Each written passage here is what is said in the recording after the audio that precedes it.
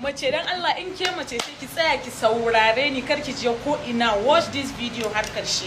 Mata kun sani kullum fada na da ku shine ku dinga gyaran jikin ku, wato in and out. In na ce miki in and out shine ki gyara gatan ki gyara nonon ki gyara skin ɗinki. Shine babbancin ki da namiji. Idan ba kya yin wannan, raga mata kika yi zuwa duniya, to ku tsaya. Wannan da kuke gani shine anti-infection tightening solution. Na farko macen da take fama da matsalar sanyi, matsalar infection, idan kin zo kin yi amfani da wannan, daga ke har sanyi kin yi bye bye da shi. Kuma ki tabbata idan ke matan aure ne, idan kin zo siyan maganin sanyi ki siya ma mijinki, saboda ba zai yi ke ki sha maganin sanyi shi bai sha ba, ko shi ya sha ke baki sha ba. Idan ke kuma budurwa ne zaki siya wannan maganin, ki tabbata daga ranar da kika yi amfani da wannan maganin, ki tabbata kina protecting din kanki daga sex, ki daina sex sai da condom. Kamar yadda nake faɗa, idan ke mace ce da baki taba aure ba, idan har ke amfani da wannan maganin, ki dinga protecting din kanki da sex da maza anyhow.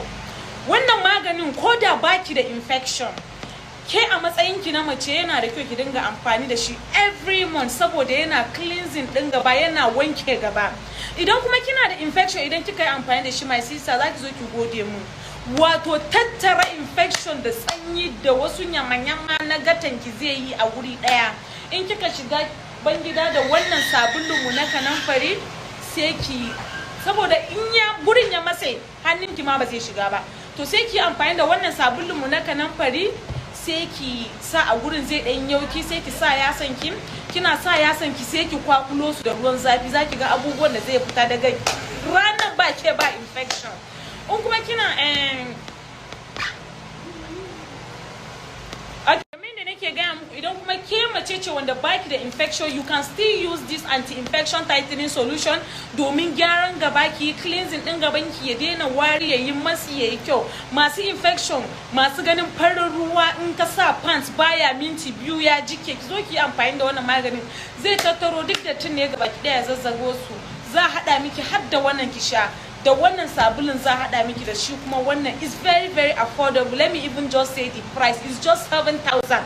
Dukka kayakin nan gabaki daya, kayan mu ga kyau ga araha, dukka uku is just 7,000 naira. Muna yi ne domin taimako, kuma ubangiji Allah ya sa mu kasuwancin mu albarka. Idan kina Kano, ki zo nan ka buga ga Dangami Complex Floor 2 number 19D. If you are not in Kano, you can feel free and chat me on WhatsApp with this number 08063303709, or you can call our office lines direct 090776100 210. Kada ku bari a baku labarin.